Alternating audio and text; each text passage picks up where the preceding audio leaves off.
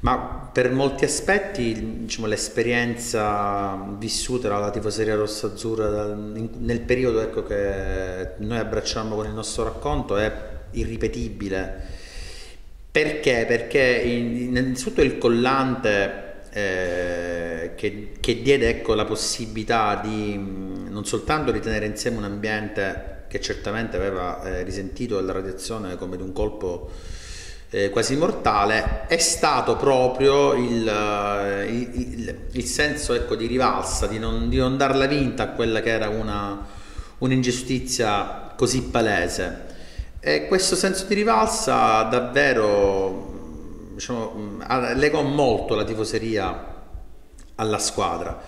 E quindi le motivazioni, se vuoi, in qualche modo erano anche extra sportive, cioè c'entravano con i risultati del Catania, ma riguardavano soprattutto la volontà di una tifoseria che poi era largamente rappresentativa della città, di non voler piegare la testa di fronte a una ingiustizia, così come non l'aveva fatto il presidente Massimino, che praticamente era solo quasi contro tutti, credette nelle ragioni del Catania fino al punto addirittura di rimetterci la vita con il famoso incidente stradale del 4 marzo 1996. Quindi queste motivazioni di natura, se vogliamo, metacalcistica hanno costituito in parte il carburante che ha alimentato una passione, un attaccamento alla squadra, che poi è diventato attivismo, attivismo non soltanto da parte degli ultras, ma anche di quelle migliaia di persone che, pur non essendo etichettabili e definibili come ultras, in quegli anni però si organizzavano per partire, per andare in trasferta,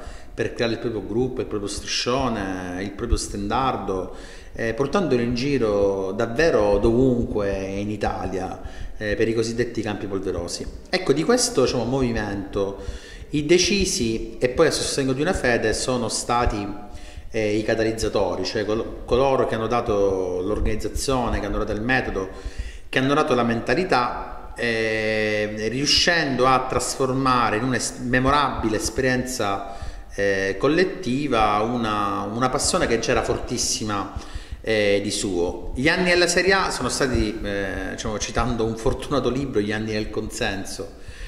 E poi in qualche modo la tifoseria si è un po' seduta, no? Perché dopo tanti anni vissuti, tra l'altro anche sfiorando il raggiungimento di obiettivi importanti come proprio l'anno di Maran e di Gasperin da amministratore delegato, quasi alle porte dell'Europa League, forse può essere subentrato un certo senso di appagamento.